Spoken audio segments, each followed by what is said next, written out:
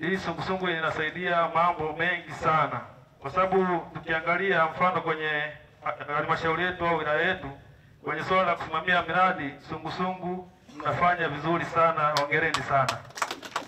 Kwa hiyo tusije tukakata tamaa, na sisi kama serikali tuko nyuma yenu bega kwa bega kushirikiana na nyinyi kwenye shughuli ambazo mnazifanya. Kwenye kipengele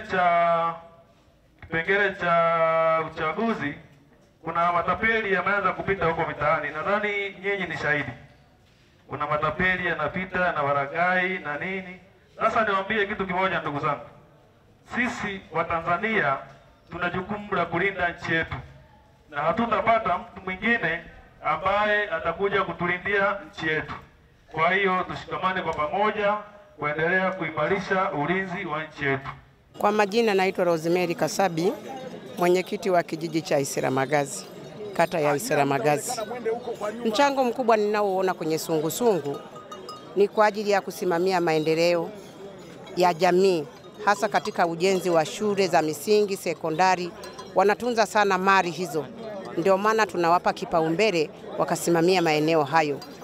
Ndio kitu ambacho kikubwa sana tunawapa ushirikiano, hata kama kuna miradi yoyote wao ndio wanakuwa wasimamizi wakuu. Tunawashukuru sana.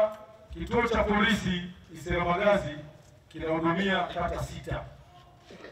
Tukianza na Mwarukwa wanakuja kuripoti kituo cha polisi Isiramagazi.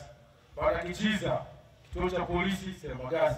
Nyamalogo kituo cha polisi Isiramagazi. Mwantini kituo cha polisi Isiramagazi. Isiramagazi yenyewe ya Busaru kidogo ya Midati wanaingeibia na ya Bukande. Kwa hiyo unaona kabisa kwa hawa hizo kata nilizozitaja tuko askari watano tu.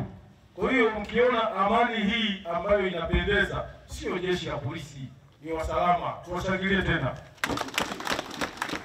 Sungusungu yetu inashikamana sana na serikali. Tunaenda pamoja, tukishika mhalifu tunapeleka kwenye chombo cha dola ili kusaidiana kumaliza huo mgogoro.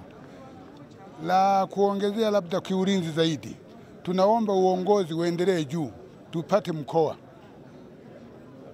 uongozi wa mkoa, maana sisi ngazi yetu tunakomea kwenye wilaya, lakini vile vile tunataka tuinue kwa msingi huu wa uchaguzi tulioanzia chini, kuupeleka juu mpaka kwenye uongozi wa mkoa mpaka wa taifa.